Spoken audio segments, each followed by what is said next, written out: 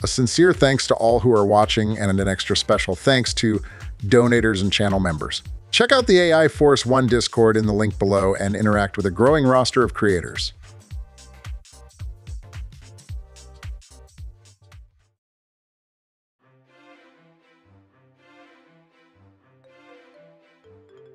Howdy, howdy, howdy, fellas. Welcome back. Glad you can make it for movie night. This one's a doozy. This is a bit more than just a movie night, right? Didn't you say we were going to be recording our thoughts and giving our opinions on parts of it for a video? Yeah, otherwise known as a review. I was just quoting Joey's smartass. It's too early to start with the compliments, Barry. How do you take that as a compliment? Guys, please, I just wanted to have a movie night with the boys. Can we quit bickering and talk about the movie instead before this gets too personal? Fine. Not worth my time anyway. You have a point. I can get mad at Barry later. Right now, we have a YouTube video to film. That's the spirit, boys. Wait, what? You're just going to start playing it? Well, why not, right? That's why we're here. Yeah, I don't even have my snackies and sody pops ready yet. Do you even hear yourself? Oh, I'm sorry. Did you say something? Nope, nothing. Anyway, Joey, can you tell us a bit about this movie? Maybe. What do you want to know? Well, how about we start with the name? Maybe tell us a little bit about it to pique our curiosity. Well, I think the movie is called Redline, and it's a racing movie. Seriously, don't just start playing it again. Give us more than that. Okay, Donnie, it's an animated Japanese movie about a guy who wants to win a race. Brute, give me more than that. How are we ever going to finish this movie if you keep interrupting? Tell me more. Okay, Redline means drive with a car engine at or above its rated maximum RPM, to essentially push it past its limits. Okay, Joey, I don't think that's what Donnie was going for. Tell us what the movie has in it and really try to sell us on the idea of it. Oh, why didn't you just say so? This movie has everything. Violence, racing, futuristic tech, magic tech, theoretical tech, gigantic fighting monsters, lasers, intrigue, action, explosions, aliens, furries, world building, boobies, an underdog story, romance, character building, interesting plot devices, high stakes, iconic voice actors, over 100,000 beautiful and completely hand-drawn frames with animation cells.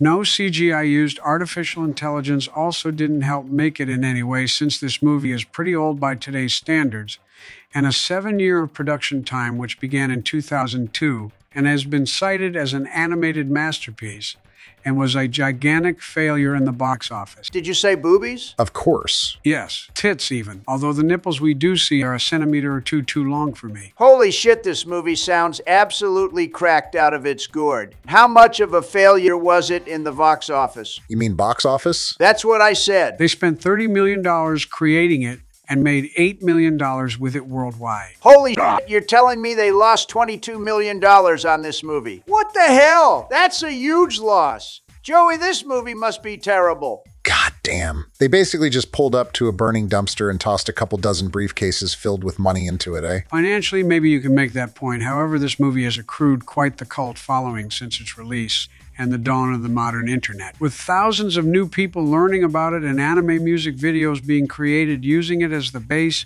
accruing millions of views. It's only grown in popularity over the years, kind of like the Joey Doggy. The hell did you just call yourself? From those details you just gave us, it sounds like it may have had too much on its plate and was just a clusterfuck of stuff. Oh, come on, man. You haven't even watched it yet. I, for one, really like the movie. Well, I'll definitely give it a chance, especially if you like it. Well, I wouldn't go as far as to say that, since Joey likes lots of bad things and has a lot of bad takes. Hey, man, come on, man. I have plenty of good takes. Oh, really? Then name one. Oh, I can't be put on the spot like that. And obviously, we're not going to show the full movie on YouTube, but we'll be showing enough for review purposes and to give our thoughts. But seriously, find a place to watch this movie yourself. We're going to be cutting a ton of stuff out and doing lots of scene recaps. You'll enjoy it more if you watch the movie, then come back. You have been warned. Let's get to it finally. Joey! Yeah? Oh. How f***ing dare you say there are furries in this movie, and then the first frame of it is just a f***ing Shaggy Dog movie-looking ass motherfucker. Is that not what a furry is? No, motherfucker, that's a dog person. A furry is something more like Rouge the Bat or Lola Bunny. Something to get my rocks off. I can't believe I need to play furry attorney here, but furries don't have to be something you want to bang, you freak. Plus, how the hell do you even know about those characters? You're way too old to even know about them. Baron watched the shows they're from. It's always Baron with you. For the character designs, there basically were no holds barred, and they abided by their own rules and creativity when making this movie.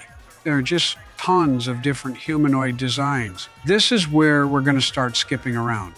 No one expected her to stay ahead this long, but Sonoshi McLaren, a.k.a. Cherry Boy Hunter, is still the leader. Pretty girl with green and pink hair who is currently in first place. Tell me she's the main character without telling me she's the main character. Well, if there has to be one main character, it isn't her. While she is important, our main character is actually currently in last place. Oh, of course the main character is in last place. Typical zero to hero loser type shit that's been done a million times. I mean, to be fair, a lot of stories do that because it works. We want to see someone go from the bottom to the top in a story. Well, it's not quite like that if you ask me, but pay attention because this story lays down a lot of things, much of which is subtle, so you don't want to miss anything. From Supergrass, a planet ruled by a princess with magical powers. Excuse me, did the announcer just say this chick is from a planet ruled by a princess with magical powers? What the f***? Man, I'm clocking out. Well, I was going to pause here and make sure you caught that, because the place she's from actually comes to some level of importance later in the story. And don't clock out already, Barry. The movie's just beginning. So this is our main character, huh? Oh God, what the hell is wrong with his hair? I can't believe I just heard you say that. What is this goober's name? I doubt JP's gonna be able to pull ahead. I think his name is Josuke Hagashikata. You absolutely butchered that name, but the announcer just referred to him as JP, so I can only assume that's his name. Oh yeah, what the f did Josuke Higashikata just do? Actually, Barry's right. His name is JP, I remember now. And he just used a nitro to superpower his car. God damn, this animation is crazy so far. Whoa, holy shit! Yeah, so JP proves to be a great racer and catches up to first place with relative ease. We cut away here to two alien guys that look like mobsters, with one of them rubbing some white powder or something along his gums. If there's anyone who can pull off a fix like this, it's JP, I promise. Yeah, and they're talking about rigging the race. How interesting it is for Joey to want to watch a movie where the protagonist rigs things. Hey, it's not rigging the race. It's fixing the race. Basically, the mobsters just infinite money exploit using JP by betting against him or something. And that alien that is Yasuo from League of Legends is JP's childhood friend. Does that white powder remind you of anyone in particular, Joey? All right, fine. I'll admit it. I have a serious problem. Oh my God, Joey, what are you about to admit? And it's not just me. My son suffers from this as well, and we've tried harder than anything to keep it a secret. Are you kidding me? You're seriously about to crack after that brief remark? That white stuff that they found right here in the Oval Office. Oh my God. I know everyone always talks about it behind my back, and I know you know what it is. We're really doing this right now. Hunter and I have tried to stop, but we just can't. And it's caused deep turmoil in our family, but we just can't stop it. A part of me wants to roast you right now, but I'm actually kind of interested in hearing what you have to say. Now, you have no idea how much that means to me. When the White House staff first brought up the suspicious piles of white powder, I had no words, just shame. I felt like I had no one to talk to. This is a pretty choice group of people to open up to about this kind of thing. You guys really seem to have a clean head on your shoulders, so I've got to ask. Go on, Joey. Yeah, we're listening. What shampoo do you use? What? Joey, what the hell are you talking about? You're really going to make me say it out loud. Fine. My dandruff. My goddamn genetic irregularity where I just make piles and piles of the damn stuff. You. God, why the f*** is he doing that? So JP is actually about to win this race that he's supposed to lose. Just wait and see what happens.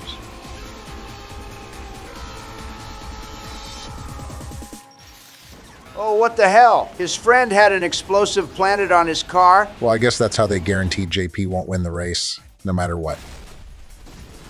Oh my God! His friend just killed him. Holy shit! Jesus Christ! He's dead. Nope, he's fine. That maneuver he just pulled of quickly turning off the television, then acting like he's asleep, is the realest part of this movie so far. Too many times I've been watching Pawn Stars after my bedtime, then Michelle walks in, then I have to quickly turn it off. Barry, I'm going to level with you. That's pathetic. So for our audience, in this scene, JP is told by King Kai and Master Roshi, Yo, JP, the fans want to know, are you going to go to Red Line? JP, please, JP, get the comment. or maybe just one of them, I honestly can't tell. But he finds out that he is eligible for the red line despite the fact that he is obviously grilled. I mean, he lost the yellow line which he needed to win to qualify. This happens because 2 of the other contenders backed out due to the fact that the red line is announced to be happening in Space World War II German territory. And turns out Space World War II Germans don't like car racing. Attention, loyal citizens of the M3 Nebula! As leader, I promise you that I will fight to keep Redline from entering our sector! How dare these criminals disturb our galaxy's order with their barbaric and immoral intentions! RoboWorld is a symbol of progressive humanity, whose only aim is to live in peace in the universe! I will never allow this Redline scum entry into our sacred homeland! Fucking Robo World, by the way. That's a name a 7-year-old would come up with. Hey, it helps easily get the point across, but what are you guys thinking of the movie so far since we're about 20 minutes in? I am really loving the animation style at work here. I think the blacks are tremendous. I'm talking some of the nicest blacks ever. I love seeing these blacks at work. What the hell? What, don't you agree, Barry? Because I definitely agree. You definitely could have phrased that better than you did. Wow, if you want to tell me how to speak so badly, then why don't you go and join Robo World? You'd fit right in, you World War II German. Goody, we get to see a bunch of idiots get themselves killed! Violence is the only thing that gets me hot anymore.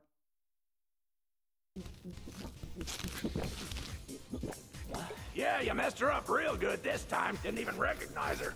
I might be scum, but I'm still a damn good mechanic, and you can take that to the bank. So don't go judging a man's skill by his character. Whatever, guy. So our team is laid out before us. JP is the one who drives the car. Frisbee, while normally being just JP's manager, is joining in as a mechanic on the car, which apparently he is extremely good at, and the old man gets the parts and assists in the mechanics of said car. Dude's a damn goblinoid with the voice of a wounded warrior, and he wears a pink suit and is in the mafia. And to top it all off, his name is Frisbee. Holy crap.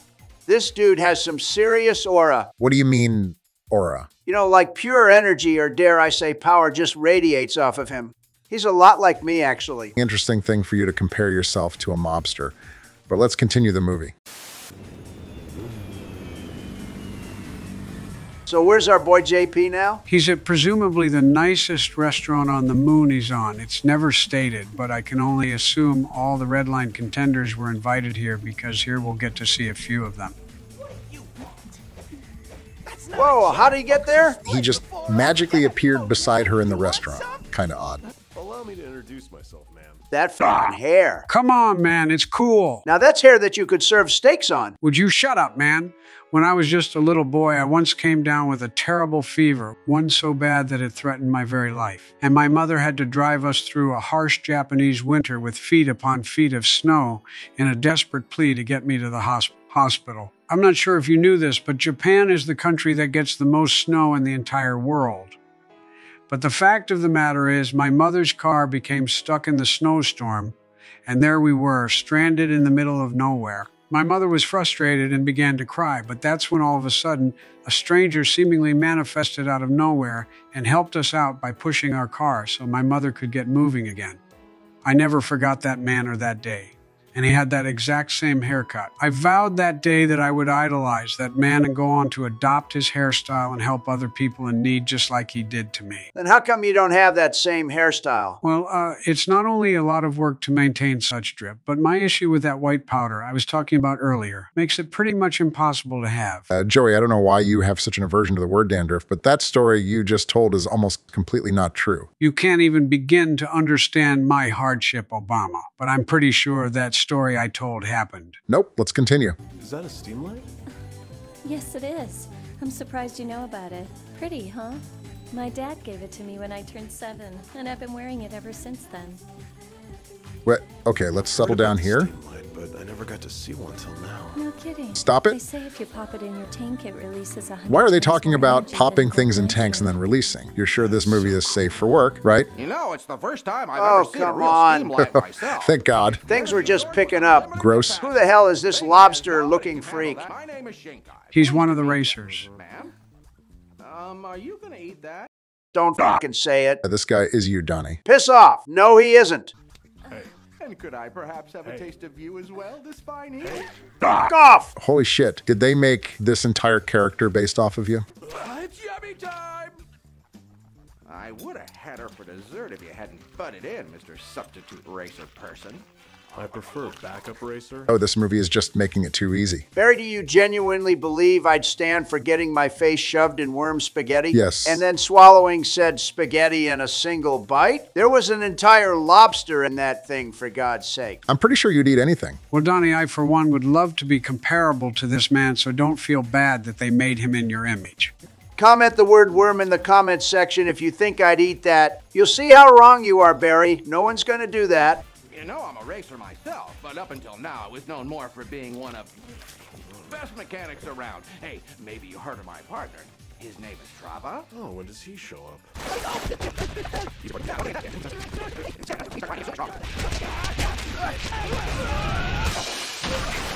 So the guy who just got beat up by the crying gentleman is the one who's Trava. And to be honest, Trava and Shinkai aren't super important to the plot, but the reason they're getting some screen time here is because they actually had their own 45-minute OVA. That creep and his furry friend? That's right. It released in 4 different parts in 2001 and 2002, predating Redline by 7 years, and you can actually watch that on YouTube as it somehow hasn't been taken down.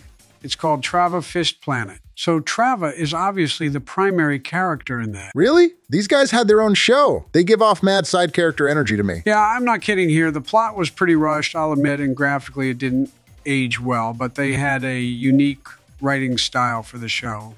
Shinkai looks the same but acts pretty different, while Trava is significantly changed. I also don't know how they wound up being in the Red Line, as they weren't racers in their show. Is their show even canon? They essentially just had a 1-hour special years before Redline, right? It was basically just a thing that happened. I'm not sure if it's confirmed as canon to the Red Line universe, but these characters, especially Trava, like I mentioned before, are quite different compared to their first appearance in Fist Planet, to the point where I don't think it's a prequel to Redline like everyone says it is. I think it's simply a case of the director using characters he liked and translating them to another universe. Go ahead and give it a watch yourself if you want, viewers, and tell me if you think I'm wrong on that. So you're saying that you could imagine them as characters that are those characters and are loosely based on those characters, but aren't actually those characters, and in fact are new characters based off of the original characters. That's right. Wait, what did I just say? That shit was kinda sleepy af, but whatever. I want to see what happens next.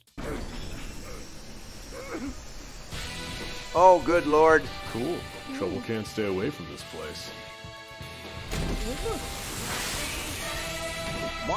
This giant metal monster of a man just comes strolling in with his own theme and everything.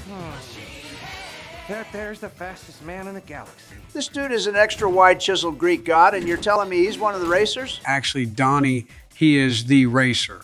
He's won 4 Red Lines in a row, and he plans on making the 8th one, the current one, number 5. He's one of those guys that gets Japanese characters tattooed on his forehead. He is very proud of his iron lineage, and the markings on his head read Iron Man or Iron Virtuous Man. And the first part of his name is pretty obvious, with it being Machine Head, which is actually kind of funny when you see what he does later in the movie, but we'll get there when we get there. The second part of his name, Tetsu, means iron, and Jin indicates nationality, race, or origin, meaning he is of iron origin. So this guy is pretty badass is what you're saying. Some people could interpret it that way, yes. I was just about to hit play again, but I just have to point out how tiny he makes this guy look. Donnie, who would win in a fight? You or him? Jesus, Barry, are you joking right now? I just want to hear you say it. I hate to say it, but this would actually be a lot closer than I'd like it to be. Wait, what? Are you implying you'd win? I mean, yeah, obviously. All I'd have to do is get him in a chokehold and it's wraps. Bruh. I am giving him a lot of credit here based on what we've seen so far. I don't think that would be the easiest thing to do,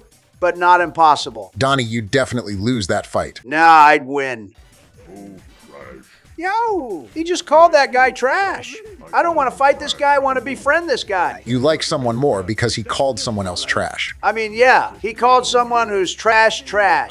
That guy was beating Trava nearly to death for seemingly no reason. What an asshole. Oh, boy. Donnie, do you still think you can take this guy? I mean, he isn't even getting kicked that hard. So this doesn't prove anything. What the hell is he doing? Channeling the power of the sun? Wait, that's not him. The memories are flooding back to me. What the hell is The memories are happening? flooding back to me. Are they getting raided by the The memories SWAT? are flooding back to me. Who the hell are these stormtrooper knockoffs? Foot soldiers of the space Nazis. This is like Mar-a-Lago all over again. Shut the fuck up. You're a hard man to find, little Dazen. Holy crap. No one gave you permission to leave the base. And I Dude, believe that I guy's told you face this is in half court. metal, and that guy just punched his teeth out You like got nothing. it done.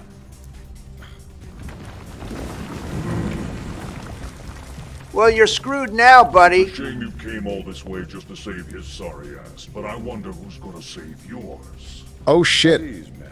Is Machine Head about to ruin this I'm man? not going to stand for this kind of harassment from you. This Why did he is say the harassment right like side. that? I know. So what? I said so what? So this scene was actually really simple. Machine Head is like, hey, you can't be here. And then that guy is all like, LMAO, I do what I want. You got it. And the reason they did this is that they're looking for the guy who beat up Trava because he left the base without permission. Correct. Let me be clear. I would never brutally assault anyone, especially if I'm above them in the hierarchy. Okay? Just wanted to be crystal clear on that. I, for one, applaud Barry for taking such a controversial stance.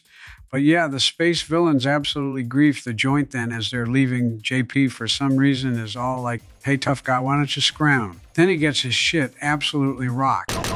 Then we cut away to the next scene where they are outside of Sonoshi's house or whatever. Wow, that was such a wasted scene. All we really learned from that is that the space World War II Germans are jerks, which is like, oh yeah, no shit, Sherlock. No one really did anything important in that scene.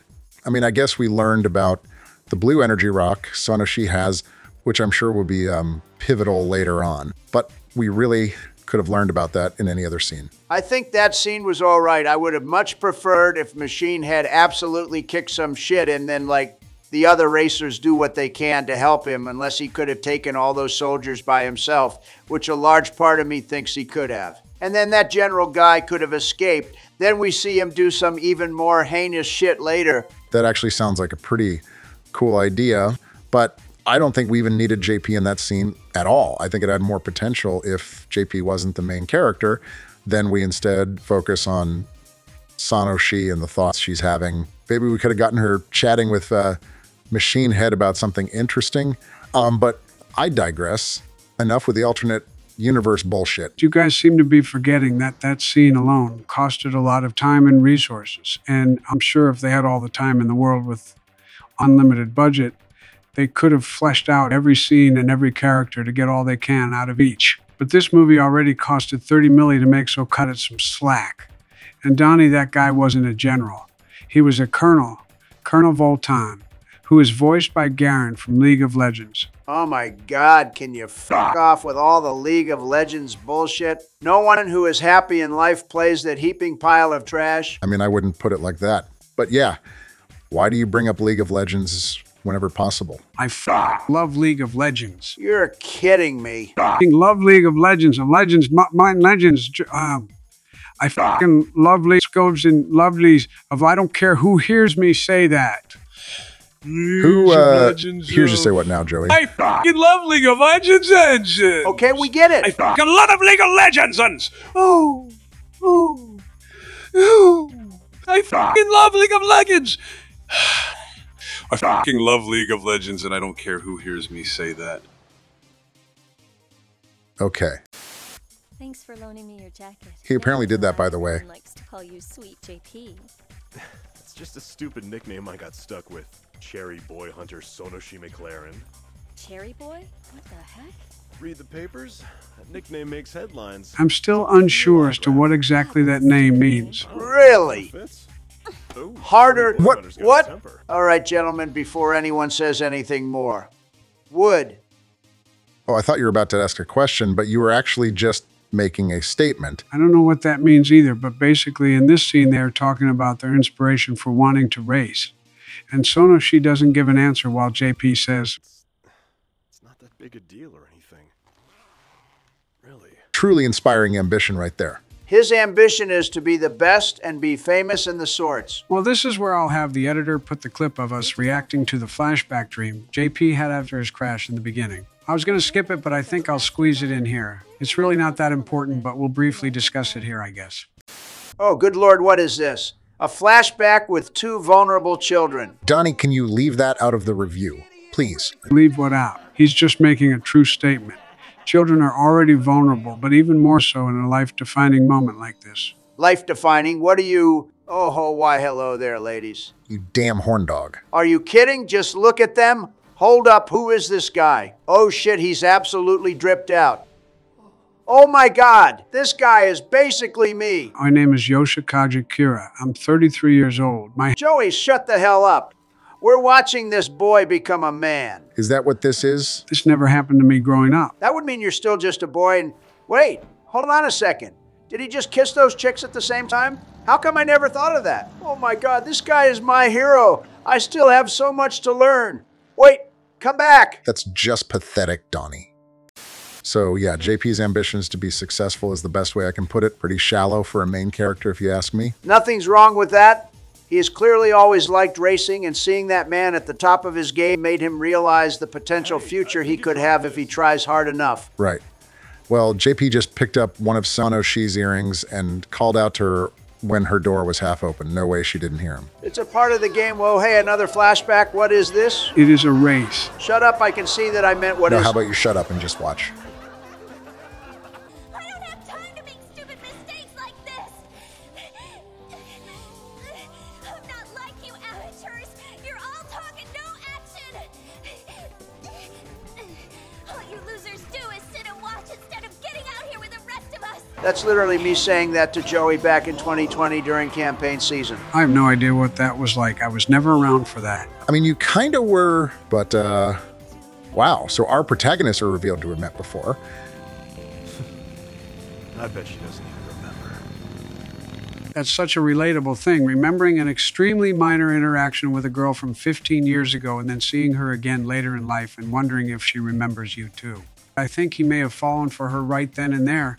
After he saw her devotion to the sport and how much she wants to win, she is a lot like him in that way. The story feels pretty rushed, if you ask me.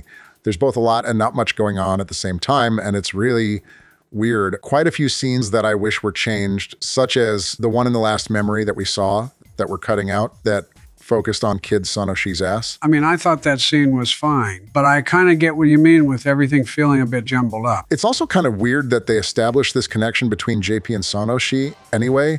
She basically ignored him as a person in that flashback and never once even looked at him. I mean, I think the movie is just fine so far. I wish there was some more action other than the bait that was that restaurant raid, but I assume the Red Line race itself will be filled with it. Guess you'll just have to wait and see. All right, viewers, here's where we'll be doing a whole lot of skipping and summarizing here, because this is officially the gap of time between our last scene of action at the restaurant and the Red Line race itself. Prepare for a lot of summarizing. It's dumb as hell that we can't upload our reactions to every part of the movie, but then YouTube will definitely throw a hissy fit and copyright this video, so we're trying to avoid that. If I was YouTube, I'd do the same thing. Thanks, Donnie. JP, this weasel's talking about hooking up a goddamn TRZ Airmaster. Bitchin'! No, it isn't. Sure, it's got power, but it's unstable as all hell. All that thing needs is a teeny dose of that old Frisbee magic. All right, I'll recap this scene. Frisbee wants to use this engine that's as powerful as it is, unstable, and the old man is pissed off because of that. JP wants to use the engine as well, and the old man relents. The next day comes, and JP and Frisbee kick back with a couple of brewskis and potato chips, and Frisbee wants to discuss the fixing of the match, but then JP is all like, I do what I want when I'm driving. Then he says the worst line I've ever heard. We're in this thing together, man. Dodging bullets and potato chip crumbs. Good recap. Thanks, Joey. Then all of a sudden the scene hard cuts to Robo World, where the inhabitants finish up a day of mining, then go and start placing bets on the race. That's when the state-enforced evil robot shows up and just straight up starts bombing people. I'm sorry for the things I've done. This is too much.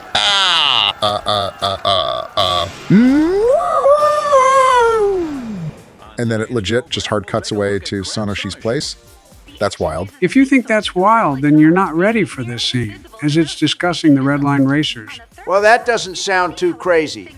I think the last scene was a lot more intense. Hold on, give it a second. What are you saying? Ooh, Joey, you sly dog. Turns out even you can be a man. Damn, I forgot you said there were tits in this movie. Holy fuck. I'm coming. What the hell? Barry. Hey, yo, what the fuck? But yeah, that was all we got in terms of Sono Shi's intro. Let's get through everyone else. Good evening, racing fans. I'm Machine Head Tetsuji. Oh my goodness. I completely forgot about his cute little doggy. It's weird seeing he has a little prize purebred dog while he himself is a highly modified man. In my case, my machine is part of me and I am part of it. For the others, it's just me and my wheels, but in my case, Holy moly, they can't keep doing this to me.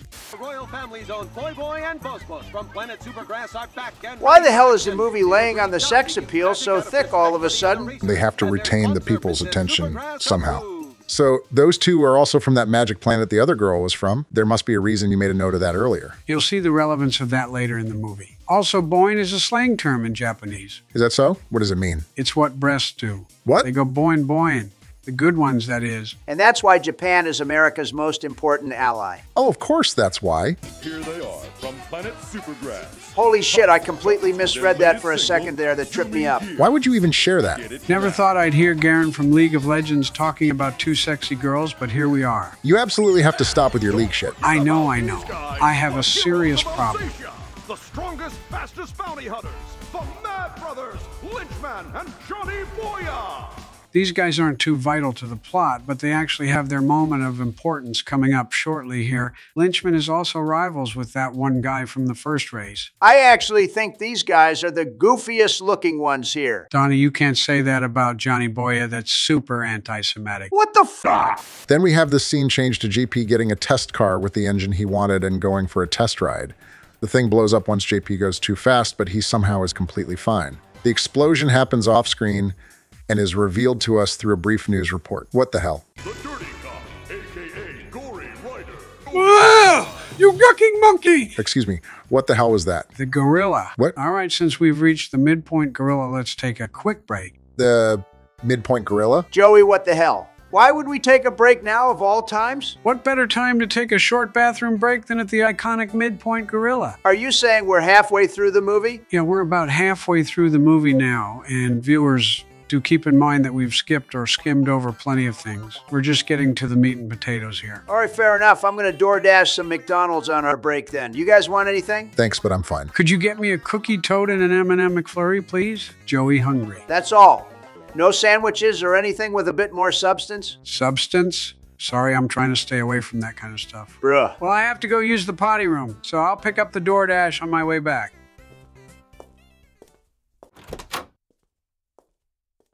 Did he really just say the potty room? 20 minutes later. Guys, you'll never believe it. I went to go pick up the DoorDash at the front door, but you'll never believe who was there. Joey, you can't just let random people into the Oval Office. Hey, what's up, you Robo-World apologists? I heard from Batty Biden here that you Goober Town frequenters were watching the hands-down greatest animated movie of all time, and I simply must partake in the affair. Isn't that awesome, guys? Who would have thought that our DoorDash guy would be a diehard Redline fan? Joey, do you know who that is? Yeah, our delivery driver. Not just that, he's one of the biggest YouTubers out there right now. He has more subscribers than you do actual voters, which isn't saying much, but still. What are you doing delivering DoorDash orders? Well, it's simple, actually. I was just in the area when I saw some pathetic 6'5" scrawny nerd carrying a McDonald's bag. So naturally, I took the bag away from him and told him dirty bulking isn't how you obtain a physique like mine, pipsqueak. Now skedaddle on out of here. As I was about to throw that garbage away, I noticed there was a tag on it saying it's a delivery for Donnie Trump to the White House. I thought it was a prank or something, but when I knocked on the White House front door, which is something you can apparently do, Joey here answered the door, and here I am. So you mugged a guy in broad daylight. Not true. I corrected a gentleman's poor life choices in broad daylight for all to see. Yeah, he was just doing his job. And I was just doing mine. What part are you guys at in the movie? Oh my Josh, no Drake. Is that the iconic midpoint gorilla I see? The galaxy's very own gucking monkey? What the hell? So you have actually seen this movie? Oh, absolutely. I know this movie like the back of my nuts. Sorry about that voice crack. It takes a lot of effort to maintain this deep voice, but going back to my love for Redline, there are many recorded instances of me online confirming this. Here's one. I actually just bought a Redline poster that's sitting right next to Watto. Redline's a 2009 anime movie, and it's one of my favorite movies ever made, so I like anime. That's my thoughts on anime. I think some of it's real good. Holy shit, you look completely different with your hair short. Yeah, back in the day, I used to look like a gassy little Mexican, but I've cited Redline as one of my favorite movies multiple times, even to this day. I can't be bothered to scrounge up every instance of me confirming this, but I'm ready to join this watch party. I mean, I never asked for hard proof like it's a serious matter, but since you're already here, you might as well stay. Thank you so much, Obungalicious. I promise my menacing presence won't be a distraction to you. Awesome. Our new guest has jogged my memory a bit about some more details of this movie that I want to share. This was one of the most expensive traditionally animated movies to create of all time. Of course, it's a pretty fair bit down the list if you take into account the titans in the industry like Disney, Pixar, DreamWorks, Warner Brothers, Universal, Studio Ghibli, and other household names. For fun, I remade the list of most expensive traditionally animated films with the biggest names taken out, leaving just the studios who were on there once. According to my arbitrary made-up list, it's the third most expensive traditionally animated movie ever, just above the first two Pokemon movies, the Rugrats movie, and two Winnie the Pooh movies. And it's just behind Balto and Adam Sandler's 8 Crazy Nights. Adam Sandler's 8 Crazy Nights costed more to make than this? That's actually pretty funny for some reason. I assume this movie shut the studio down? Not at all, actually. Madhouse has been around since the 70s and remains alive today with several big names under their belt. Names like Black Lagoon, Death Note, High School of the Dead, Overlord, One Punch Man, Parasite the Maxim, and Hunter x Hunter are some of their biggest names, but they have animated dozens of series. It makes sense that a studio that made a wondrous gem like Redline went on to make more visual masterpieces. Oh shit, I know Death Note actually. That show was at least a decade ahead of its time, visually speaking, when it was created. You're friggin' right, Barry. They planned for this movie to be a smash hit and also had a gigantic amount of merchandise planned. But because of how hard it bombed, those merchandise plans never came to fruition. Man, it's a different age now. Nowadays, they would have been selling merchandise in preparation for the movie's launch. Not launch it, then plan merchandise. You're so right, Trumpy Wumpy. As someone who stands at the pinnacle of several industries and being a world-renowned mangaka myself, I understand the importance of getting the brand known by the public. Let me just say, if they went ahead and decided to drop Redline merch 15 years after the fact like those that you just showed us, Joester, you bet they would absolutely make bank with it. And that's not some sick form of deranged meat riding, that's just facts. Oh yeah, man, I believe you. They really went wild with the designs in this show. It'd be so cool to own some figures of them. Hey, can we actually finish this movie? I wonder how many more times you can mention League of Legends in this movie, Joey. Okay, I know I keep pointing out all the characters that have similar voices to ones I know from League of Legends, but this movie seriously has a stacked voice acting roster. It's actually insane. I can't sit here and talk about every character, but wow. Our boy JP, his real name being Joshua Punkhead, was voiced by Patrick Seitz, who is behind characters like Frankie from One Piece, Endeavor from My Hero Academia, Gamaguri from Kill La Kill, Dio Brando from JoJo's Bizarre Adventure, and so much more. Sonoshi's voice actress played some iconic roles like Rukia from Bleach and Yoko Littner from Gurren Lagann. I encourage you all to look further into this movie. After you all witness the beauty of this movie on your own time, I too encourage everyone and anyone to really spread the cheeks of this movie and see it from the insides as well. You know, to get down and dirty with it and appreciate it for what it is. That being a masterpiece. Goddamn, I knew I shouldn't have drank that McDonald's Sprite. That shit is hitting me hard. God damn it, I knew I was missing something from my order. Let's get back to the movie, shall we? We shall. Who made this guy the boss? I've got this one. So basically, we have a soy jack gorilla Facts. and some Giga Chad Japanese jump Facts. representing the greatest planet in the galaxy, Earth. Facts. The gorilla is a dirty cop and busted these fine Oriental gentlemen. What's with the facts? Holy crap, Obama, I didn't know you were such a mouth-breathing gorilla yourself. Facts. Donnie says facts because he hears facts. Facts. It's as simple as that. And may I add, while the gorilla may hold a fairly insignificant role in the movie, as the midpoint gorilla, he will forever hold a place in my heart. Facts! Man, all I did was ask a question.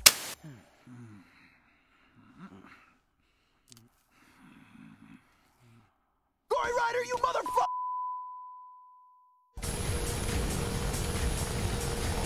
There it is, JP.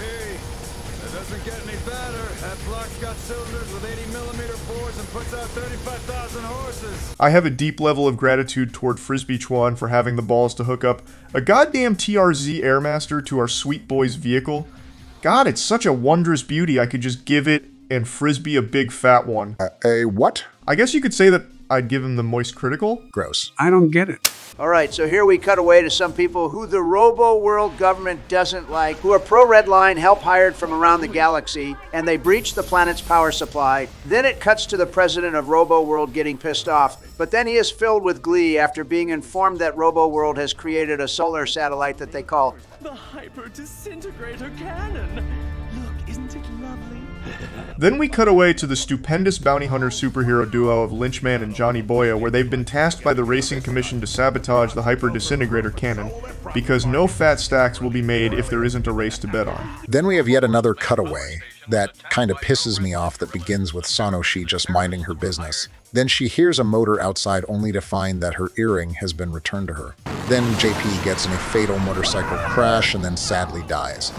What? No, I didn't know that happened. Spoilers? Joey, we literally just watched this part, plus you're the one who's watched this before besides the moist midget here. So I must say it would be a fun thought experiment if someone pulled a Dragon Ball what if hypothetical scenario where JP really did die here, but I must say Blackberry Gene Berry, why does this scene make you upset? Well, hold on. I haven't gotten to that part yet. So not only was the fall he took pretty overdramatic, but his life flashes before his eyes here, which is to be expected, but then it briefly shows off a different, more personal scene of him and Sonoshi talking. But we were led to believe the only interaction they had earlier was that pretty mid-flashback. So the thing that mainly upsets me is why didn't we get that flashback of just him and Sonoshi earlier rather than what we got? How the hell was him getting flung off his like 100-mile-per-hour motorcycle over dramatic? You know, I've seen people going just 40 miles per hour, get completely contorted and twisted into a pretzel in motorcycle crashes. JP got off light here. That sounds scarring what the hell. That's what I'm saying. You guys agree with me. He absolutely should have died from this. Or at the very least, crippled. Not gonna lie, it would have been fire if our little Joshua pulled up to the Red Line in a full body cast, but Obunga, you fail to see that drama, and the rule of cool are #1 in this movie, so don't try to pick on small cool moments like that. Don't fucking call me Obunga. Again, I invoke the rule of cool, meaning I get a pass to do that. That adds up? Jesus Christ. And to your Sonoshi flashback complaint, I believe it was more important for the story to establish that Sonoshi hates losing and is driven to win more so than it is for her and JP's relationship to be the front stage. The scene is framed from JP's perspective, but it's really a Sonoshi character building moment. I just thought it was boring to watch a little girl cry for a minute. I mean, I think that shit's exhilarating. I get this weird feeling that I feel pulsating in my chest and inner sides of my arms whenever I see that. I get this feeling that builds up inside me, and I don't know what to do with it. You're a twisted man, Joey. But yeah, to wrap up Barry's scene here, JP has a newly lit fire in his eyes after this incident, and it cuts back to Sonoshi, who admittedly takes a horrifying bite of whatever she's eating, and she's in a good mood, but that good mood is turned sour after the truth is revealed to her upon the television that JP has been involved in numerous race-fixing schemes in the past, which her previous character-building moments help us understand that she would hate that. I'm surprised Barry didn't think JP didn't have an actual fire in his eyes. Holy shit, are you actually pulling that shit on me? Let's go back to the food for a second here. Course. Why did you say the bite she took was horrifying? I mean, I'm not the only one who saw that, right? She absolutely ripped through that dish with a tremendous amount of force and made it look so gentle. She ripped the fibers of the plant in there from the body of the plant so easily, like a 1,000-degree knife through butter. Either that, or the plant is just a literal mush now to where she can just eat it like pudding. You're the only one who thinks that. Oh, speak for yourself. I thought I was the only person in the world who felt existential dread by watching that. Are you serious? Yeah, I didn't know what he was yapping about, but now that he pointed it out, I see it too, and it's absolutely horrifying. You guys are gaslighting the hell out of each other. I don't think my companions and I are doing such a thing. Ugh, you've turned them against me. Give me my friends back, damn it!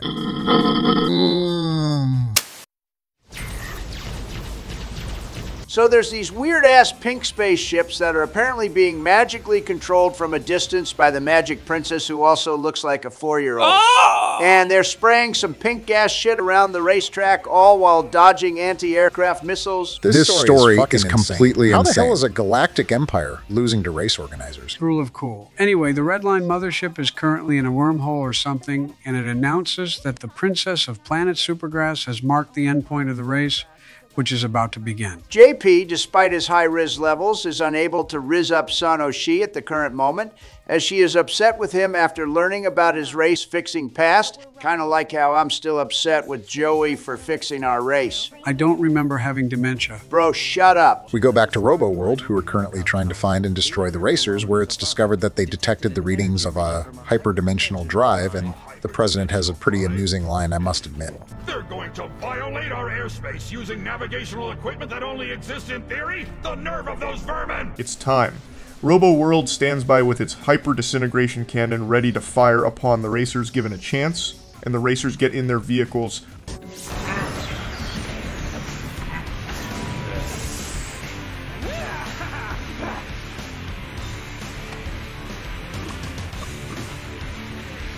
They spent $1 million on Machine Head's entrance alone. Yeah, this movie was definitely made at the 24 FPS standard, but him walking is like the only 60 FPS moment in the movie. It looked great.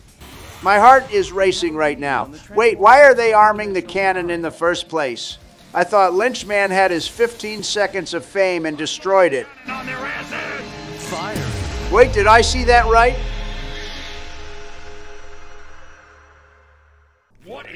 Oh, hell yeah. Common Robo World L. Lynchman's our boy. We have a malfunction. What? That's totally unacceptable! Yeah, baby! That's what I've been waiting for. That's what it's all about.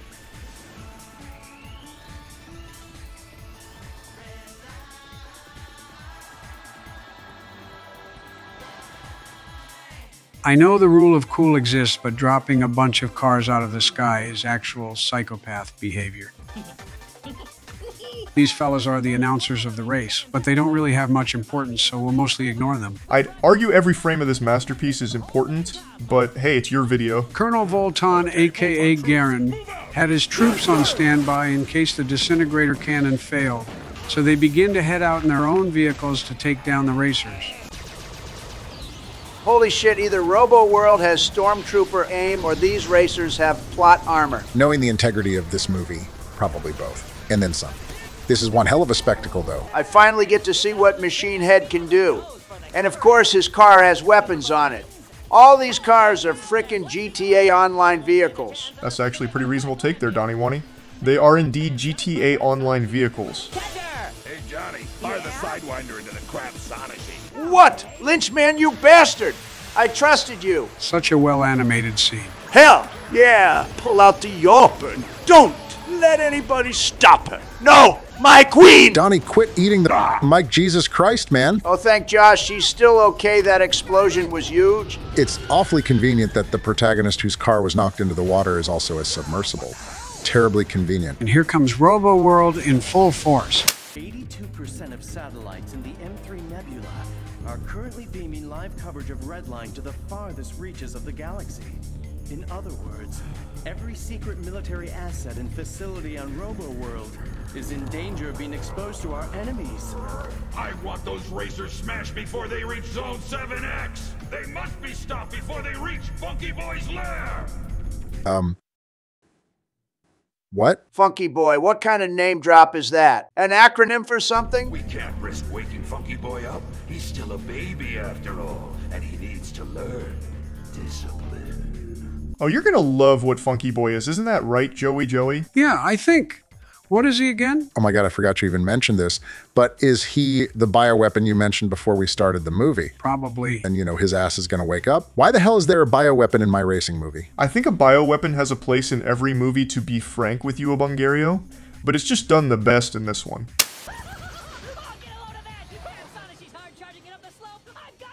What the fuck did that just... Oh my god, the better part of my brain forgot this guy even existed. We've been watching Sonoshi for like 8 minutes. Now I forgot this guy's the main character. Ongo the Bongo, you better quit making fun of the galaxy's very own sweet boy JP. I won't stand for this slander. Then quit calling me stupid bullshit? You just, what is my boy doing? This fella's boot to go zoom? What kind of accent was that? Ain't no way Redline predicted fidget spinners. Okay. Skipping on water, are you joking? There's absolutely no way JP isn't just flat out dead after this. The rule of cool means he can turn into one of those carnival rides on Super Juice and be just fine, actually. And we're back here with our alien friends. Ah, damn, I forgot. JP is supposed to be fixing this race. In the last quarter, just like Yellow Line, he'll make his move, get his odds back up, and then, same as last time, he's gonna lose. Yeah, thanks for just straight up talking to the audience on what the plot is. Holy f***, do you see those big round titties on that guy's head? You God, what the fuck? You can relax, he's not gonna try anything like that. There won't be any surprises. Damn it, Frisbee, not like I was beginning to like you or anything but Baka. But what the hell, why'd you rig JP's car again, you asshole? Donnie, I implore you to respect Father Frisbee, and believe me when I say that respect won't betray you. Really? Again with the mic, Donnie. Do you promise? Absolutely, my Trumpalicious friend. That does it! Time to rock and roll. So, that's what kind of movie this is. It's a movie that has a little bit of something for everyone. Or multiple sets of two big things. Oh, ho, ho, ho, ho. I actually feel disgusted right now. I mean, just look at these ladies. They're WWE suplexing giant robots in their giant robot. And they just magicked one apart. What's going on? That is literally me watching this movie. What's going on as I make that face? Oh my God, you got on me earlier about comparing myself to a gangster. Meanwhile, you are comparing yourself to a space World War II German. So take a long walk off a short pier, you professionally trained goof, you know, for damn certain that those comparisons are completely different. Barry, you're going to get canceled. I hate it here. Here is where Robo World gets serious and begins deploying all of its troops en masse to go after the racers. Holy shit, the racers are actually getting swarmed. This is madness. It's like one of those gigantic swarms of birds that completely blots out the sky. Looks like Sonoshi's in trouble. No! My cherry boy hunter? No! She isn't gonna die here. Is she? And she's getting used like target practice. Even though I know this movie frame for frame, I'm still on the edge of my seat. Well, would you look at what point we're at in the movie? What are these guys up to? You gawking monkey! You gawking monkey! You made it just in time, you handsome son of a monkey's bitch. Ooh.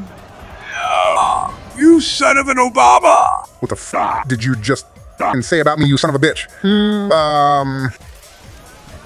So, was that Funky Boy's lair? To be determined. Oh my God. This is a racing movie, by the way. The greatest one ever made, mind you. All right, the results are in. That was in fact Funky Boy's lair. Why is that in particular illegal? Trava Fist Planet mentioned something about how thinking machines are banned, so maybe this is along those lines. How bad could it really be?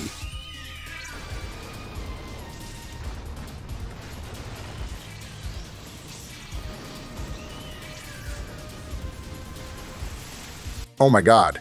Okay, props to the animators because that shit looked absolutely insane in the best of ways. I completely agree with you there, Barry. I'm speechless. I told you this is a great movie. I wouldn't go that far. It was just a really well-made part of this movie. I would go that far.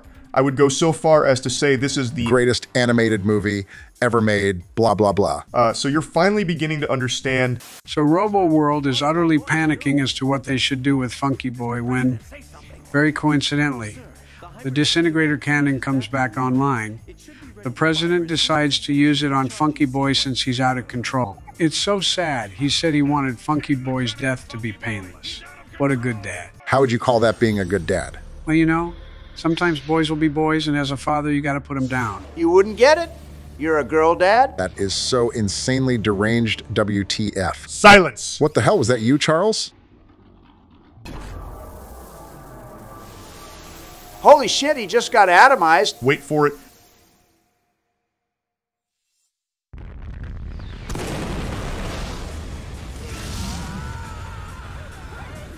They nuked the place with lasers. That little bastard rigged a bomb. So instead of showing any concern for JP's well-being, he instead gets flustered about Frisbee, the notorious race fixer, placing a bomb on JP's car. He probably has a lot of trust in JP to survive some measly sky cannon, but messing with his ride is unforgivable. Damn it, Frisbee! Donnie, I told you to not lose faith in our fatherly goblinoid, did I not? Yeah, but, No buts. okay. So the racers somehow survive Armageddon itself, and they're trying to salvage their vehicles.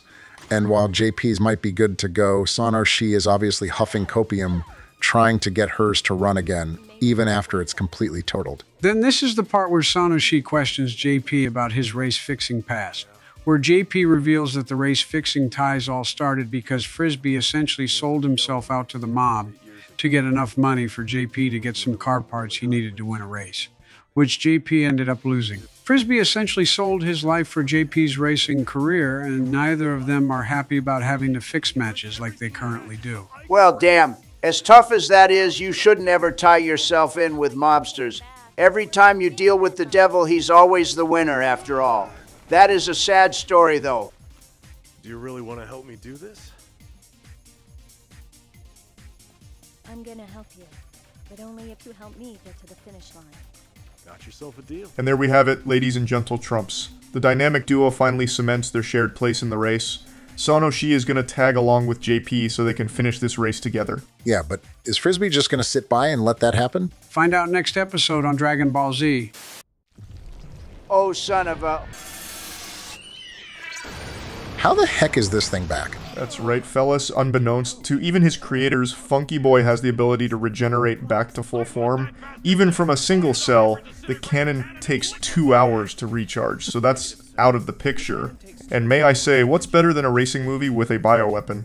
A racing movie with 2 bioweapons, because Colonel Volton is about to become one with another one that they already have under their control. What the hell? God, you can just tell from the animation in this scene that Volton is about to get ripped apart. Dare I say you are quite the observant student there, Barry. Wait, what? What are you talking about? What do you mean he's about to get... Oh, by the love of God, what the fuck? I didn't sign up for that. And here we have the hero of the day, Colonel Volton in his true form. Now he's as much of a monster on the outside as he is on the inside. Wonderful. The power's coursing through me. You know, I'll give the story credit there. It's always poetic when a monster on the inside turns into a monster on the outside. Oh shit, Funky Boy feels fear. See, look, what doesn't this movie have? We had mech fighting earlier. Now we have some classic giant monsters fighting each other. Morons.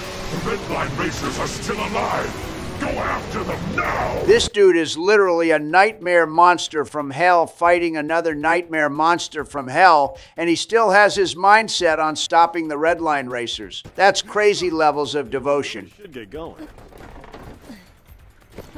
Is this the machine your friend built? Yep. Ready? Mm-hmm. They're such a cute couple. Also, it's too bad that's the last we see of those giant monsters. Are you serious? Spoiler warning, what the hell? Oh shoot, I forgot you guys didn't know that. How the f did that fact slip your mind? Oh, cut Dementia Daddy a break, why don't you? What'd you just call him? The movie is nearly over and it's time we focus on the racing aspect of it. God forbid we focus on racing in a racing movie. I wanted to focus on the mech fighting and kaiju battling. Wow, this heavily reminds me of F-Zero, which is something I've never played before, by the way. It's truly unfortunate we can't have every moment of this masterful movie in your video, because God only knows that this movie deserves to be viewed in full by as many souls as possible, but I understand. There are a lot of smaller moments going on here that can't be captured adequately in an amount of time that doesn't feel weird or use too much of the source movie without any commentary. I want to see him do it, just this once. Sorry, Frisbee, but we aren't allowed to do that. I want to watch him win for once in his life. Oh shoot, wait, I forgot he's talking about JP winning the Red Line. Here come the goons. Holy crap, what the hell? These guys come rushing in from the shadows, and they're throwing their hats off and shit. And Frisbee just Family Guy fell. Well, that's all, folks. See you next video. Okay, I was joking there, but let me quickly recap what just happened. Turns out the solution to the problem was just killing the mafia guy. Yep. Killing people solves everything, apparently. I mean, it worked for the old man.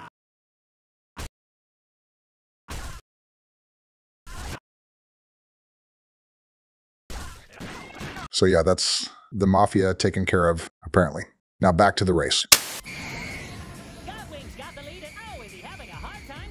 The race is nearing an end here as we cut to Machine Head and his Machine God Wing, who have, to no surprise, been quite roughed up in this race, especially since he's the biggest chungus in it.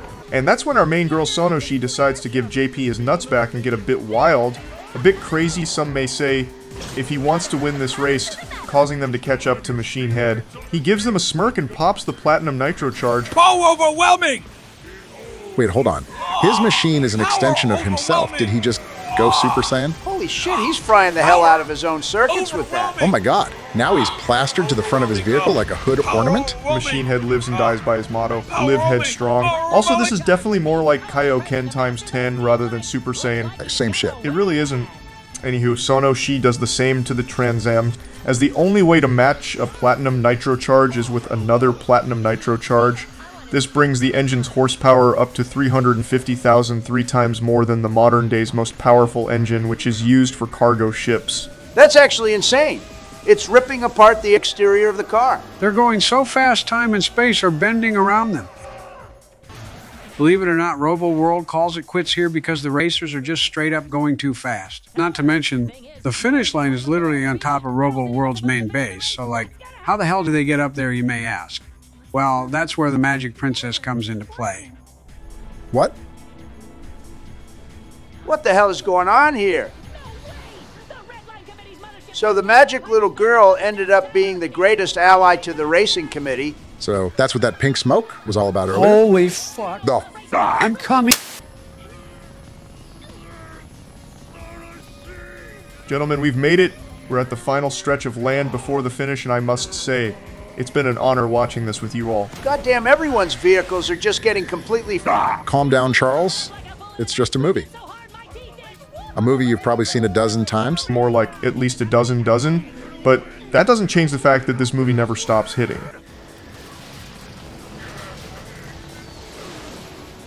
Holy shit, talk about eating asphalt. His iron exterior is really clutching up for him.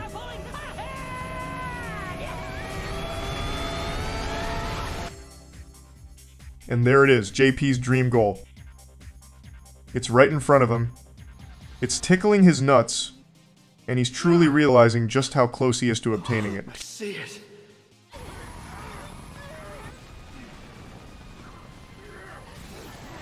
Excuse me? No way, he just reached into his abs and pulled out a whole ass tire connected to his hands. I'm kind of shocked myself, but now Machine Head is shit-talking JP, which is understandable to do when you feel threatened.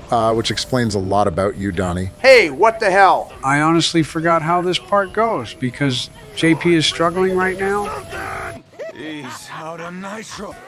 No, the drunk old man. Oh, crap, I forgot. The bomb. Holy shit. So it's gone from car to rocket now, eh? Frisbee's acting like he's either off a perk or tweaking on fish oil pills right now, but he just gave JP exactly what he needed. And that's why I said respect Father Frisbee. He always comes through in the end, and he can truly do no harm. Ain't no way Blood's hand tire just turned back to hands and now he's Superman flying to the finish. Oh, gosh, I forgot he overdoses on that juice just like my son. You want to talk about it? No. What the hell did he just do? Kick the speed regulator or some shit? Oh my god, they actually just blew up!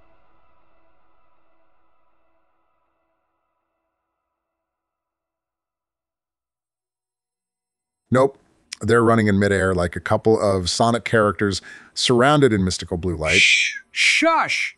Be quiet! I have to see this!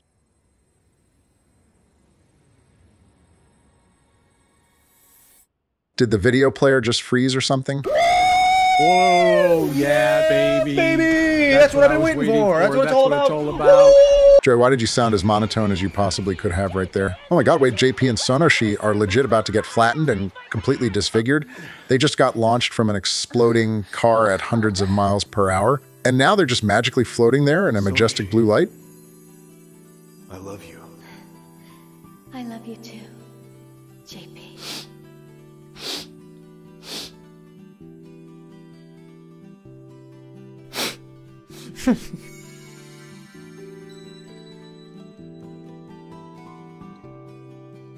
And there we have it, folks. The ending of the greatest animated movie ever crafted.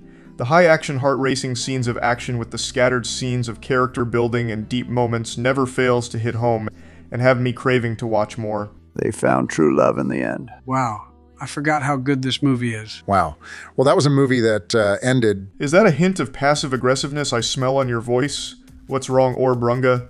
Did you not enjoy that cinematic classic as much as I? Well, to be completely honest, no. Dang, Barry, I thought for sure your opinion of the film would shift to the positive side by the end of it. It was an interesting first-time watch, but I think I'd be fine going my entire life without watching it ever again. Personally, I wouldn't want to live in a world without Redline, but please feel free to elaborate. Okay, there were some definitely mid parts of the movie, Barry, but overall I think it was a fun watch, especially with the boys. I don't know, man. Sure, it had a unique art style and some neat action scenes, but it all felt. So, what's the phrase surface level? Not to mention all the stuff the movie could have done either better or the amount of material that could get binned entirely. Barry, I just don't get why you're stuck on the whole surface level thing. The story does a great job at setting up the crazy world with all its different people and events happening. He's right. The story has masterful pacing and creative decisions that truly make the Redline world come to life.